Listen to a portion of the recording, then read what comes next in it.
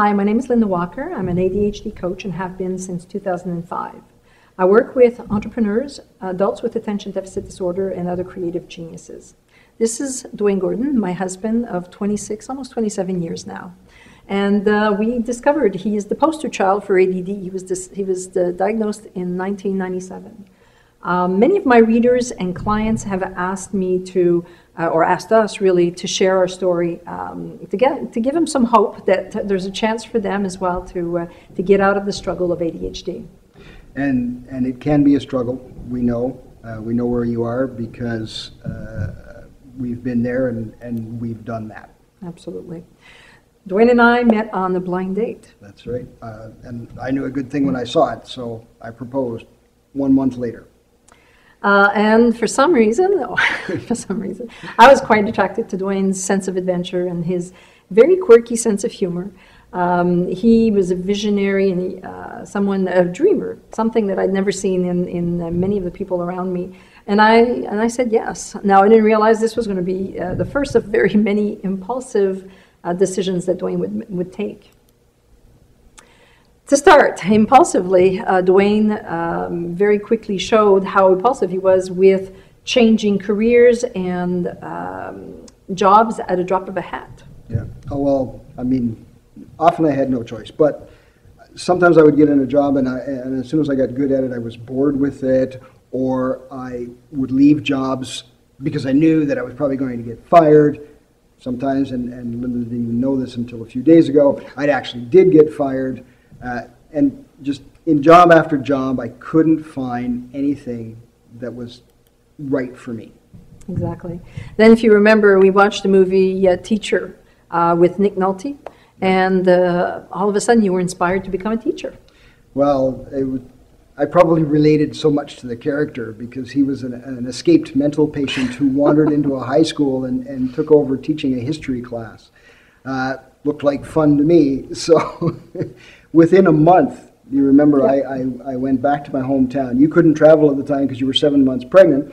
And I went to a friend's wedding in Newfoundland, which is about 2,000 miles away. And while I was there on vacation, I applied for and landed a job as a business teacher. It was a very difficult decision for me. I was going to leave my family and friends, but realizing how often Dwayne had changed careers and jobs, I had hoped that he would find something that he would love and finally stick with it.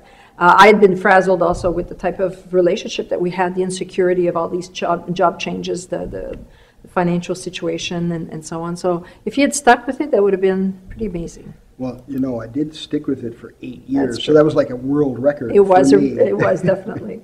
Dwayne moved ahead of me. I stayed behind and sold the house. And I remember the day I called him up to tell him that I'd sold the house. It was a Sunday at 11 o'clock in the morning. I was still living in a boarding house at the time. Exactly. Because I had gone ahead, but we weren't going to do anything with the house until you had sold the one in Montreal. Exactly. So at 11 o'clock in the morning, I call him and say, okay, you can go look at houses and we're ready to buy. 35 minutes later, he calls me. He's seen 4 houses already. That's the impulsivity in action. So we went ahead and bought one of those houses, sight unseen for me. It was the ugliest little house I'd ever seen.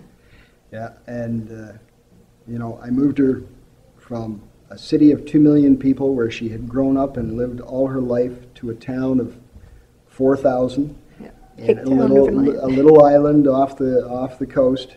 And but as I said, I stayed there for 8 years before I changed careers and moved back. Yeah, absolutely. It took us 10 years though to get rid of that little ugly house, but what a headache. Now, I've always worked. I'm ambitious as well. I've owned my own business. I've worked for other people. I've done both at the same time. And it seemed that it was the ambition, but also because we needed to get out of serious debt. Well, yeah, my impulsivity and buying the house wasn't the only dumb decision or dumb investment decision that I've made. So I'd see something, want it, buy it, and I wouldn't think about the money or the consequences. Exactly. You were also looking at ways to make money yourself in your get-rich-quick scheme of the month club. Yeah, exactly. It seemed, given that I was either in business or working for somebody else or doing both with two little kids, having to deal with a household, at some point I got to the point where I had enough and I needed some help, and I would ask Dwayne for help with household chores and managing the household. And I'd ask him, but I quickly learned that I couldn't really rely on him. He just seemed so sincere when he'd say, yes, I'll do it. But then when it came time to follow through, he just couldn't follow through on his commitments. And I was sincere. I did want to help. And when I didn't follow through and you ended up having to do something yourselves, I felt guilty. I felt like I wasn't pulling my own weight, but I'd forget, I'd procrastinate, I'd get distracted, something else would come along, and before you knew it, it was you had done whatever it was. Exactly. While I knew he wasn't doing this on purpose, he wasn't trying to drive me crazy.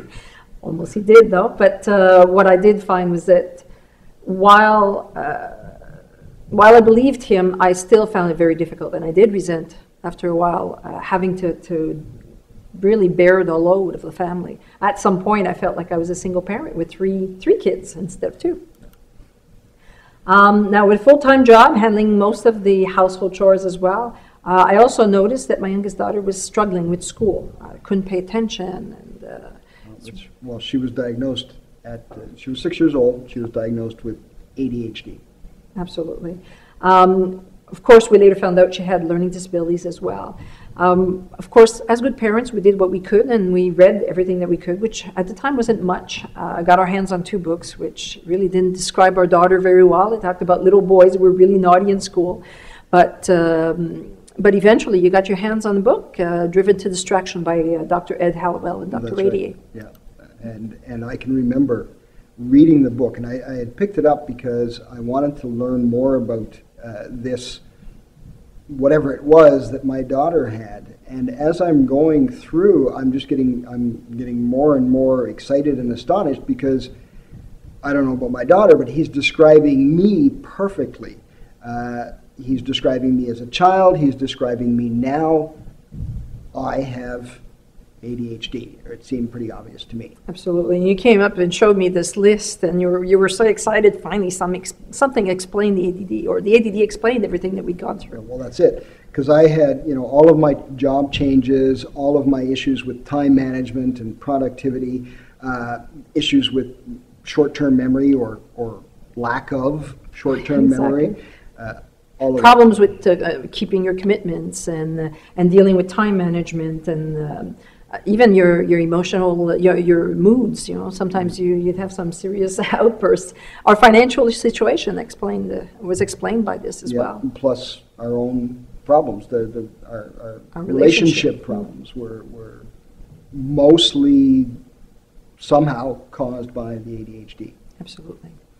And it became quickly very obvious that, as they say, the apple doesn't fall far from the tree. Kiri had gotten her ADHD from me.